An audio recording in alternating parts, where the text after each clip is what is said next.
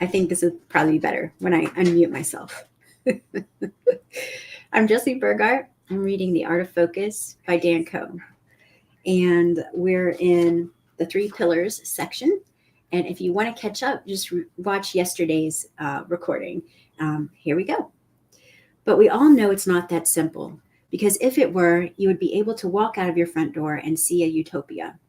I'm not sure if we will ever create a collective utopia, but a personal one is a different story. Focus is a muscle, and, and success is reserved for those that train it. Training, in this sense, is done at every passing moment.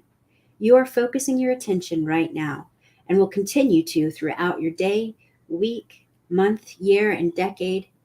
Training is synonymous with conditioning or programming. Conditioning is the engine that shapes our behaviors, thoughts, and emotions through focus. The key with all of these is conscious repetition. What we are repeatedly exposed to shapes who we are, for better or worse. With the hope of sounding the least self-aggrandizing as I can, focus was the driving force of my success. By the age of 25, I had built a one-person business that made more money than I could handle. So much so that I felt the urge to decrease my income, sell my fancy condo, return the expensive watches, but keep the fast car because why not? I'll let go of it when that time comes. I had as much free time as I desired, but would usually fill it with study because I enjoyed it so much. I was arguably more stable in mind, body, spirit, and finances than the world around me. If I started over from zero, my creative ability would allow me to build it back up in record time in almost any situation. In short, I had created multidimensional freedom through the compounding nature of focus. If you are sold on this whole focus thing, good. That is the first step. But this isn't a promise that you can simply focus on becoming healthy, happy, and wise with the hopes that your imagined reality will manifest. Focus is the first pillar in a mental feedback loop that is woven into reality itself. Number one, focus. Imagine having a spreadsheet that displayed how much attention you've invested in any given area of your life, mind, body, spirit, and business that impact your relationship with the world and those around you. The spreadsheet would be a direct indicator of the quality of your quality of life. Focus is a lost art in a distracted world. Not to mention, it is vastly misunderstood. It's not something limited to when you need to focus, like for a productive work session. It is active at any given moment. You are either focused on something or you aren't. And if you aren't, that is but a lower magnitude of focus until you reach the absolute. Focus has a frame. We call this perspective or worldview. Perspective is malleable. You can transfer your consciousness to other beings, like your pet cat or dog, and search for understanding of their behavior. Through that perspective, we can interpret and form conclusions in the world through our sensory perceptions and past experiences. I can narrow the focus of my finger and point at something microscopic. I can open the focus of my body and embrace the harmony of nature. I can filter certain smells through my nose and sounds through my ears. And when it comes to a nice dinner, I can pick apart a grainy texture from a salty liquid from a hint of rosemary. This is reality, an ever-flowing quality of experience. With each of these external sensations triggers a series of thoughts, emotions, and memories. When I shift my focus inward, I can explore these entities. I can let thoughts trigger thoughts within a belief system. I can follow an emotion to a past experience.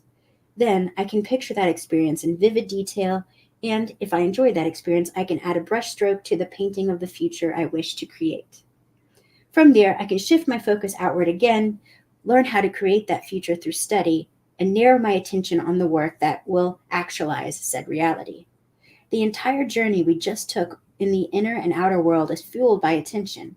At any moment, a rogue thought from a painful past, future task that induces stress, or environmental stimuli could snap your attention into an unconscious state.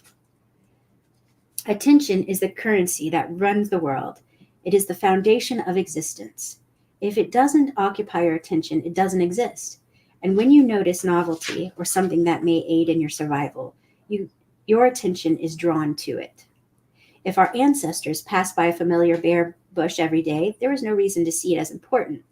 But if that bush grew berries, someone would notice it on their next passing by dopamine signaling its importance, and they would register that bush as potential as a potential tool for later survival.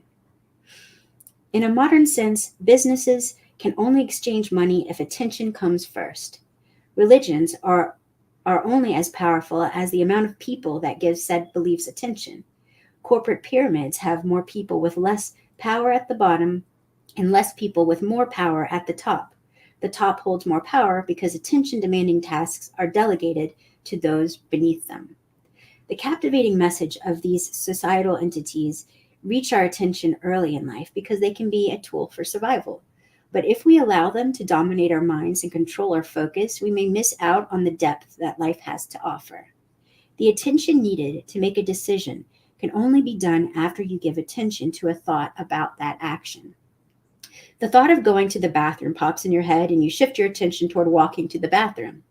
The thought can only occur when you have given attention to a prior experience, labeled that snapshot in time, and stored it for later use to aid in your survival. We take mental note of dangerous, important, and useful information from our environment. As we execute certain attention patterns, like going to the bathroom, it becomes more efficient with time. These attention systems allow us to use our limited conscious attention to learn more information, store more information, and create systems that conserve mental energy to repeat the process. Focus compounds, and it is a great metric to know if you are on a meaningful path in life. True progress requires an ever-evolving shift in focus. If you are repeating the same monotonous tasks in life, it is safe to assume that life seems to lack fulfillment. All right, that's it for today. Thank you so much for joining me, and I hope you have a wonderful rest of your day.